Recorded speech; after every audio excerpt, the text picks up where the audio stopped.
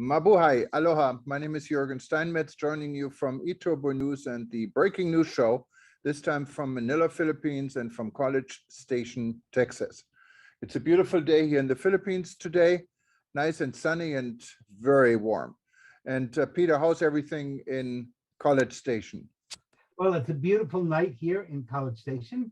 We have dark skies, which is very typical of the night, but we do have a pretty moon, and we had a beautiful day, and we're nice, warm, and pretty day tomorrow with blue skies and nice white puffy clouds that'll be floating in the sky, which will make the place look even prettier. So I'm expecting we're going to have a nice night, and we're going to have an even better day tomorrow. It looks like here in the Philippines, everyone is getting ready for the upcoming election. There's a lot of campaigning, a lot of colorful T-shirts, telling people where you stand politically. But I also see a lot of guys with machine guns running around here in front of my hotel, what makes it a little bit scary. But it looks like it's everything around looks kind of peaceful. So let's hope it stays like this. Well, of course, the way things look and the way things are often very different. There's lots going on in the world, though. Certainly today in the United States, we did have some bad news for our economy. The economy shrunk. Instead of growing, it actually decreased. And when you compare that with the major inflation rate, which is taking place in this country and in Europe, that's got to have bad news for the tourism industry, because people don't spend a lot of money on tourism if they're afraid that they're going to need the money for food or for transportation or for basics. And one of the, I think, issues the tourism industry is going to have to face is the fact that we are seeing more and more the potential shrinking of the middle class. And the middle class is really the heart of tourism.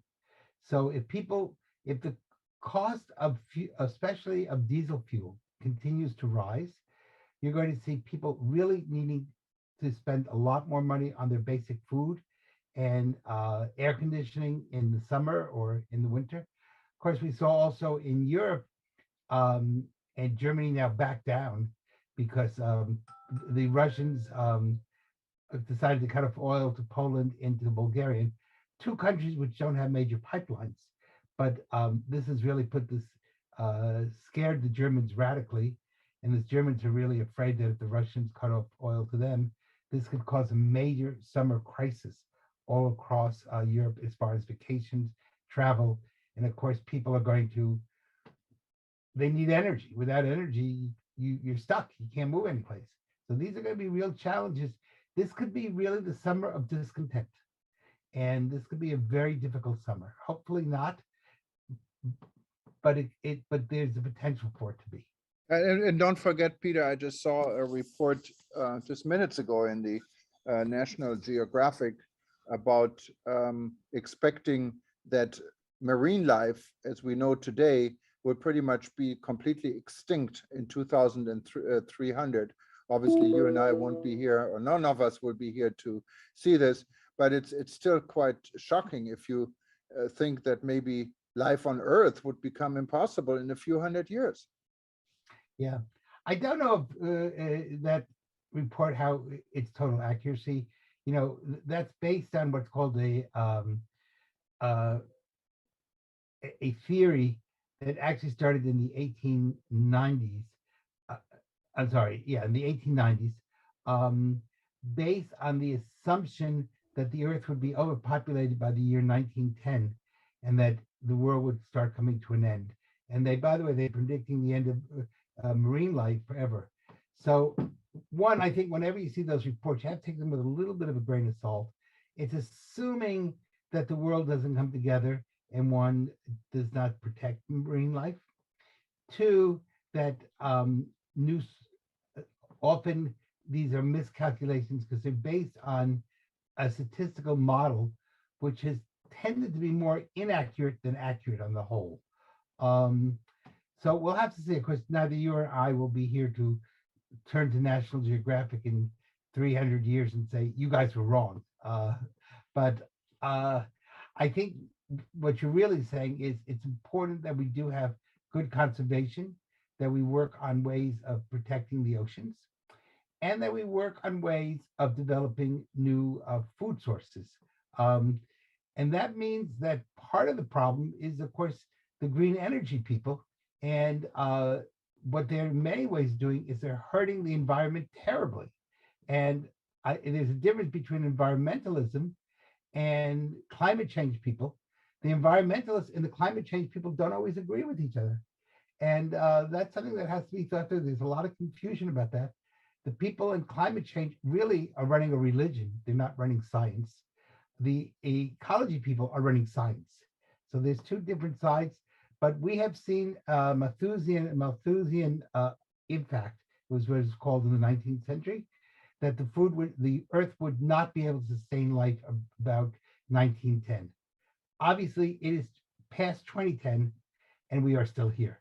So there were some errors in that analysis. Yeah, and of course, no one can predict the future, but something is up, and I think we all need to be aware of all these things happening. And I found it quite refreshing yesterday when I saw a Russian cosmonaut shaking hands up with an American astronaut. Because after all, people are friends. We don't need wars. We don't need these type of conflicts. We don't need enemies. And like our common friend Alain Sangange always said when he was Minister of Tourism from the Seychelles, and he was asked, how come the Seychelles don't have visas for anyone, no matter where you're from? You can be from North Korea or from China or from the US, Wherever. can enter the country without a visa. And I said, well, we're friends with everyone, enemies with none. And that's the ideal thing. And of course, only a small island republic can really do it, but Yes. it's a good start. Yes. Well, the problem is that unfortunately there is human selfishness. Um, People have been disagreeing ever since Cain and Abel. And, Cain got jealous of Abel and he killed him. So, and Earth was not overpopulated then. There were only 4 people on the Earth, and they still couldn't get along. But I think the real issue is, can we begin to think through methodologies that allow for growth, but at the same time allow for ecological protecting of the planet? And that means not doing things that are stupid, doing things that are wise, smart, and are phased in a way that you don't create social unrest and social disasters. And that takes a lot of courage and a lot of thinking. And the tourism industry is right in the part of that because, for example, you have a very famous senator in Hawaii who suggested that nobody be allowed to get on a plane until someone pointed out to her that Hawaii would then be totally cut off. And she said, oh, yeah. And so, people just kind of talk without thinking. And it's really important. Hawaii is famous for having politicians who don't always think. But it's really important. Hawaii cannot afford to say that we're all going to go to Hawaii on a canoe. It would be a little bit hard. I can agree with now, you. now, Hawaii really has 3 systems. Either it's going to have to live with fossil fuel for a while, or it's going to have to move everybody to canoe, or you have to take everybody off the Hawaiian Islands and just say, sorry, these islands are now unlivable. But I don't think anybody wants a third. I will not go to Hawaii if I have to paddle on a canoe from California. Why not? It's very healthy. It would be healthy, but there's nobody to serve me my wonderful meal on the canoe. No Mai Tais on that trip. Yes, that's right. You have to be totally drunk. So that's a whole nother issue. And I think we're going to have to learn to live with fossil fuels and try to make them as clean and as functional as we can, especially the tourism industry, because there won't be a tourism industry without fossil fuels. That's just a fact. We may like it or not like it, but we got to think it through. Well, Peter, we have another segment today. We're going to go to Panama, and we're going to hear about Skoll Club International in Panama, and an interesting project. We're going to stay in the environment and in sustainable tourism, about a gentleman who has a tour company that deals with community tourism and involving local resources into a new concept for tourism in Panama. And he's part of our SCOL club in Panama. So we're going to hear from him. And unless there's anything else pressing today, No, I want to wish you a happy weekend, and I know you're looking forward to coming back to the United States on May 3rd. So yes, stay well. forward to that. And in the meantime, I'm going to enjoy the Philippine hospitality, and we see you very soon. Bye-bye. Take care. Thank you. Bye-bye.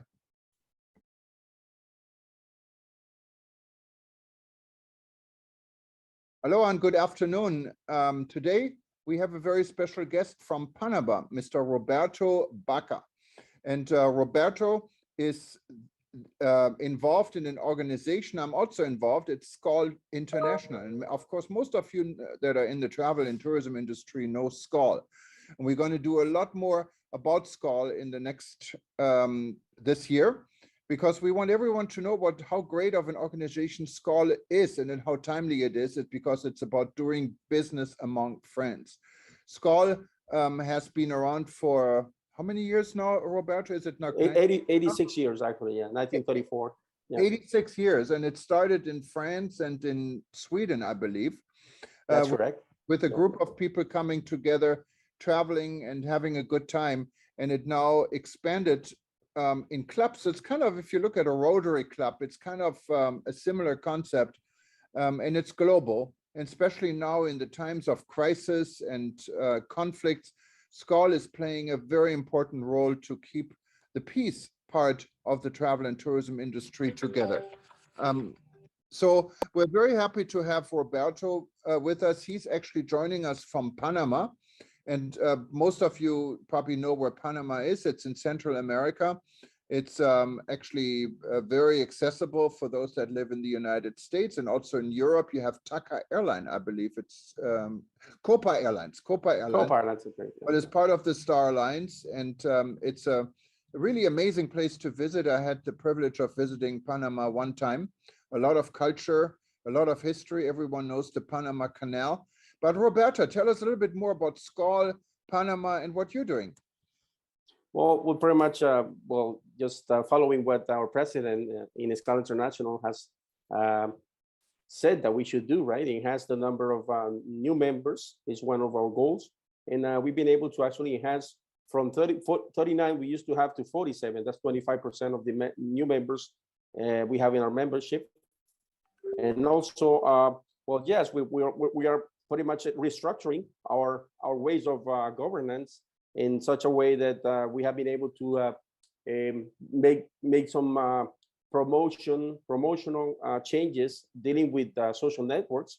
And in fact, we're so proud to be part of the public relations, media, and communications committee with you as well, and Arnetta Cardenas, which is our director for that particular matter. And what can I say? We're pretty much happy, and today that is our happy World SCOL League Day. Well, what can I say? We're just pretty much enthusiastic about the things we can do, not just for Panama, but for all over the world, with all 317 clubs and 12,500 members in 102 countries.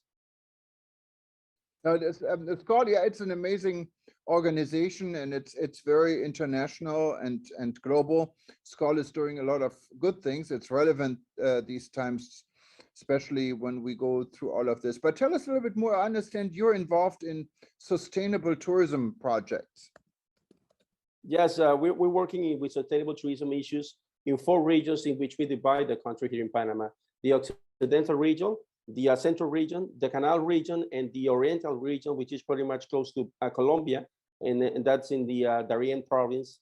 And that's a particular, pretty much famous region of the country because it has gotten 562,000 hectares in a national park.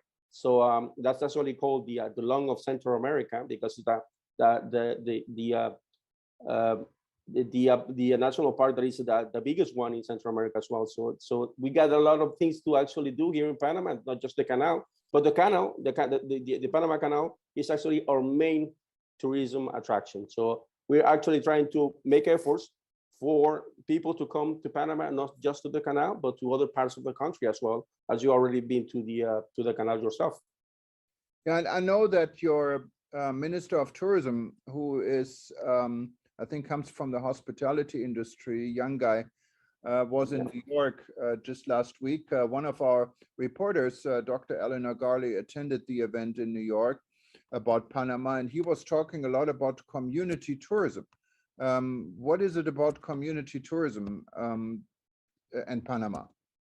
In these 4 regions, you can find some of some communities. In fact, ethnical groups. We have 7 of them in Panama, so you can visit some of them that have some kind of an offer being developed, or that have been already been developed. So the idea is to visit these communities while you're staying in a Marriott hotel, to be able to move to these communities as well, and be able to sense their product, their sustainable tourism products that they have sometimes. So the effort right now is actually to try and use what exists, not to make new products, but to try to visit the hotels we have all over these 4 regions, and to be able to move to these communities as well, and do some activities with them as well. So that's pretty much the idea of moving around Panama, and not just the canal region, which is pretty much what used to be visited before as well. So if you have the hotels in the canal area, you're able to move to any of the other regions in which they are, which we have some other hotels as well. That's the main idea. Now, when you move to the other region, I know there was some, at least on our editor was quite surprised. They say you can take public transportation, and others say public transportation is really not advisable from the security standpoint, but also from the infrastructure. That means community tourism is about public transportation, or how does this work? I mean, you could use public transportation. It's not that insecure as well, but if you have the money to actually rent a car, you can use a car to move yourself from one place to another, or in other ways, you can use also a tour operator or a travel agency that can move you around and show you these communities as well. So it's not necessary to actually take public transportation, but if you have to use it, we have really good public transportation with air conditioning units, and also specialized tourism services, transportations that can take the tourists from one place to another. Sure. Now, how you say use in sustainable tourism, you want community tourism. How is the community benefiting from these activities? They actually get to have some income, which from an economical point of view is really important, but also they conserve nature, and as well they are showing us their culture, and that gives them a value of the nature that they have, so that they can take care of that, and also take care of their own culture as well, and not experience these transculturational issues that can actually change the way of living and being as well. So it's pretty much about that. And when we talk about sustainability, it's actually being able to manage sustainability in these communities in such a way that we can have people actually looking out towards conservation of the nature, and also conservation of the culture as well. So that's pretty much what the idea is about. Also, transformation in terms of sustainability also includes carbon neutral actions as well. So if you travel, you can actually do certain activities that can actually try to erase the carbon dioxide that you might do during your traveling. I mean, for instance, if you have certain activities which include reforesting areas or forests, well, that could actually help.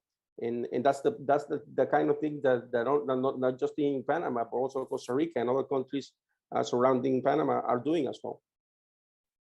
Interesting. And I think, but going back to the community tourism and sustainability, the income locals are getting, what type of income? Are we talking about selling souvenirs, selling food, or what would it be? Yeah, all of that. Selling food, gastronomic products, also souvenirs, handcrafts, sure. And also, well, you have all these activities that people can do related with culture, dances, with ethnic groups. One of those 7 that we have in Panama, depending on the region, and also mobilize yourself through beautiful sceneries. I mean, protected areas that we have. We have 126 protected areas in Panama, and 9 of them are capable of receiving tourists and have such a structure that can receive tourists as well. Wonderful. Well, this is some interesting information. Maybe we should do a little bit more. Maybe also invite your minister and some of the stakeholders from Panama at a future event. We can just talk about Panama alone. Maybe there looks like there's plenty of discussions we could have. I know Panama is getting now more active of becoming also a source destination. In the past, it's your airline did not cooperate that well and didn't allow really stopovers for reasonable rates. And I think this is changing, isn't it? Yeah, we're trying to change that. I guess there's a lot more that the private sector has to do with developing tourism here in Panama. So that's the main effort that we're trying to make with the SCAL as well. Actually, we have many of our members have very much a big influence in what the private sector has to say about developing tourism. We cannot be romantic. I mean, it's not about taking a person, a tourist, to a community to not have a good experience. If you're not capable of taking a tourist to a community and he's not going or she's not going to have a good experience, don't take them there. Please don't take them there, because tourism is all about the experience.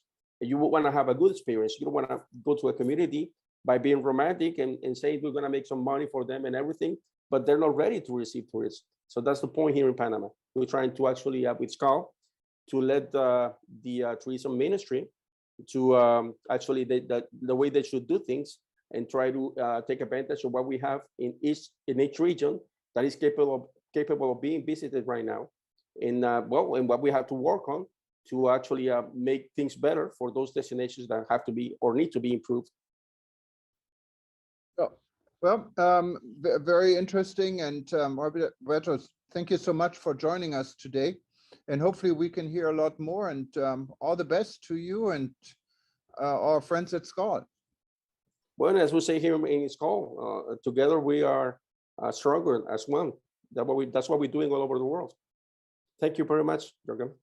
Thank you. And you speak Spanish there, right? Is that the native the language in Panama? Yeah, we speak Spanish in Panama, but we also have a lot of influence from the States. That's why some of us are speaking English as well. Yeah. No problem with English. Okay. No problem with English. That's correct. All right. Okay. Take care. Okay. Ciao. Same to you. Same to you. Thank you.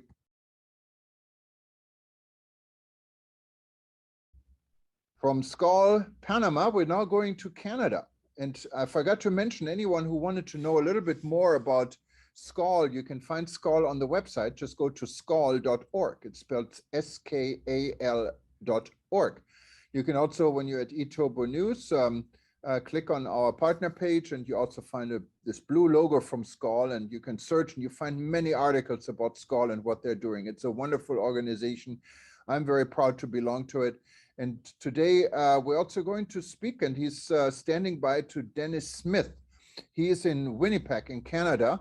Fantastic city. Anyone of you haven't traveled to Winnipeg, it's the place to go if you like human rights, because there's a human rights museum I visited before, what is quite amazing.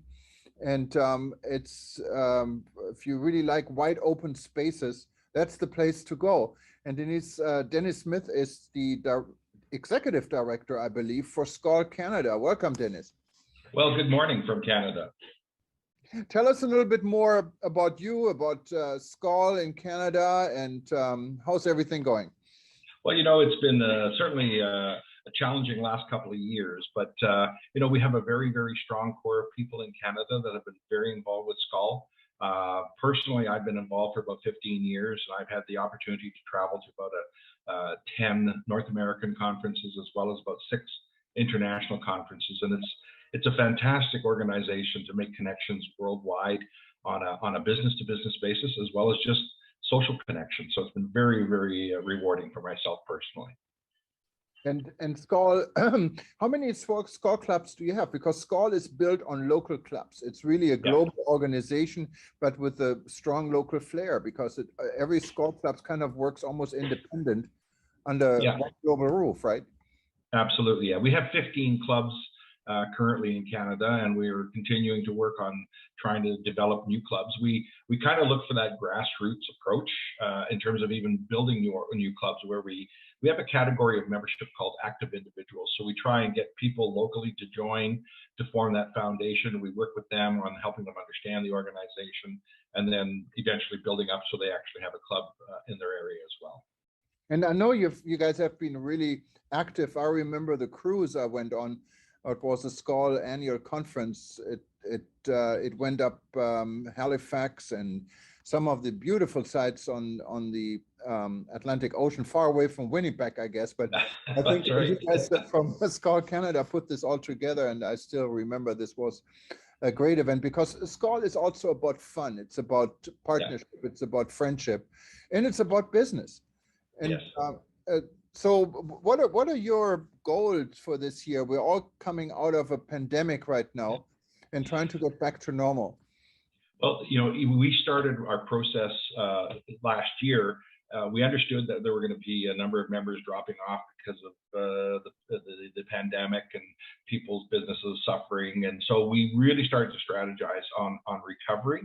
And so we started building a plan, and we actually launched a very aggressive plan across Canada. Like we have made funds available to our clubs that they can access.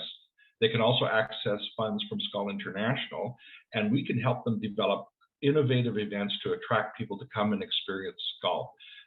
So we've set aside, currently we have about $10,000 Canadian that we've set aside, and we're prepared to invest more. And we're asking the clubs, come up with something creative and innovative that you want to do. But the other part of this is that every organization has champion recruiters. And so we set out a program to actually recognize those people that are the strong recruiters, because they're the ones that help build the organization. So we're actually having a draw at the end of the year for every new member or returning member. The individual or the club has their name entered in a draw, and we're going to be drawing about for about $1,500 in Visa gift cards. So we want to recognize people that are helping us grow. And you're talking about a little bit Young Skull, and Young Skull, it's really the future. Young people are the future of anything, and also the future of Skull, right? Because sometimes Skull has this image of being a club of very seasoned people, because in the past only CEOs, I believe, were able to join the club, and that has all changed a little bit, didn't it? Absolutely.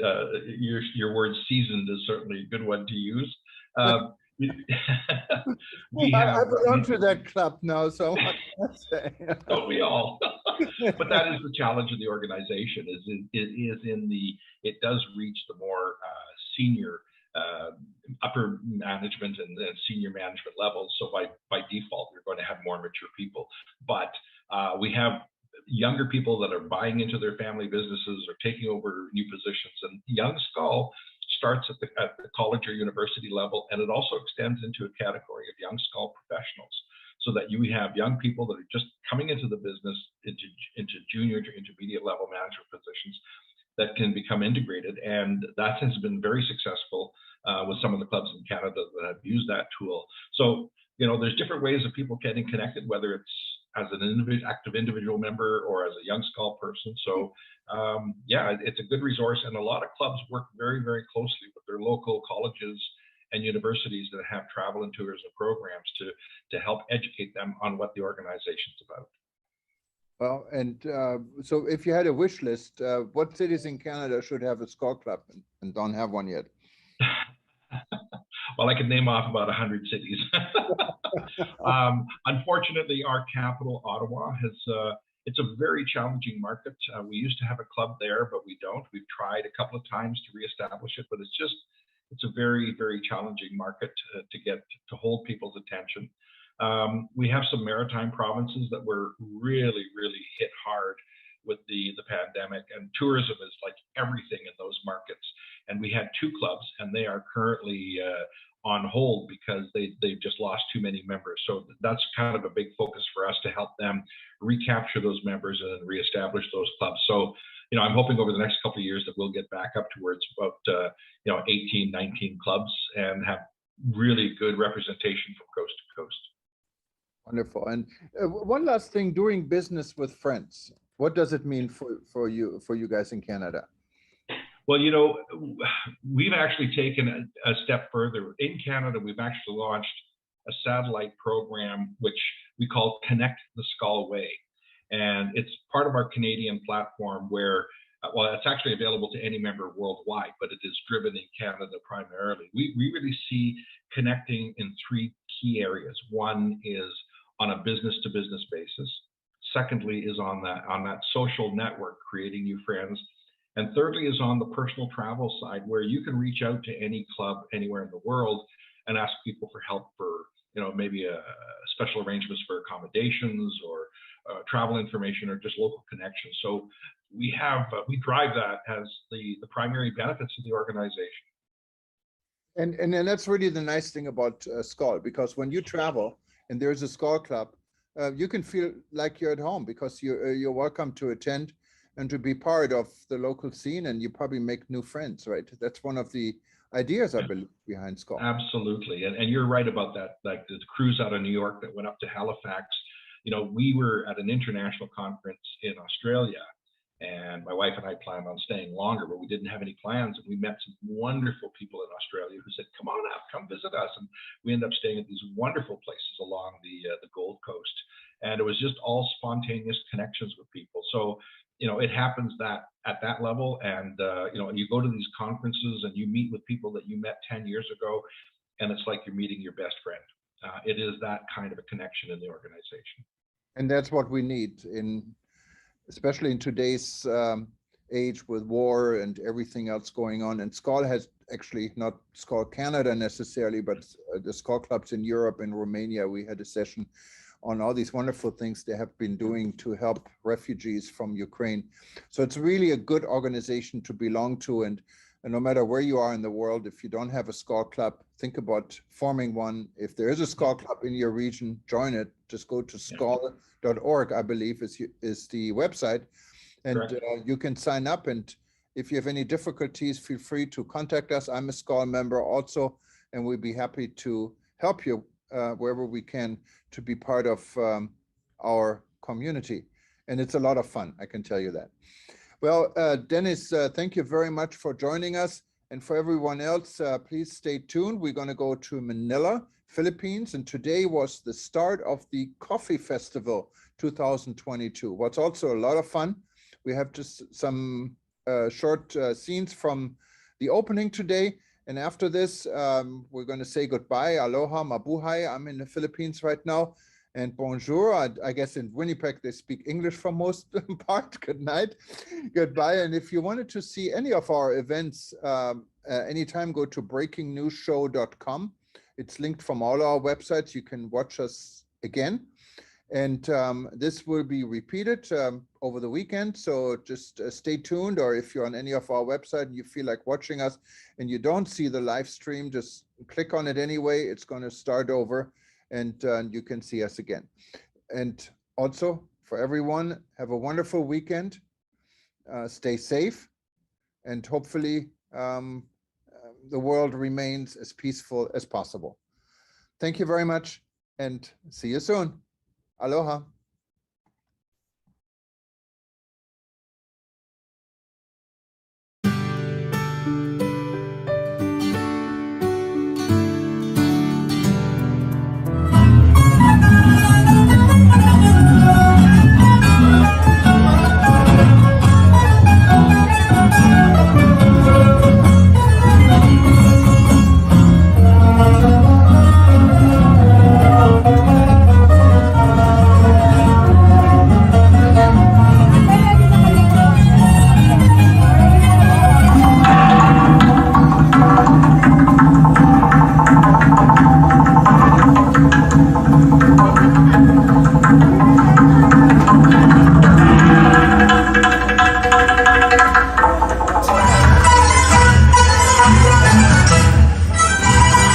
having it.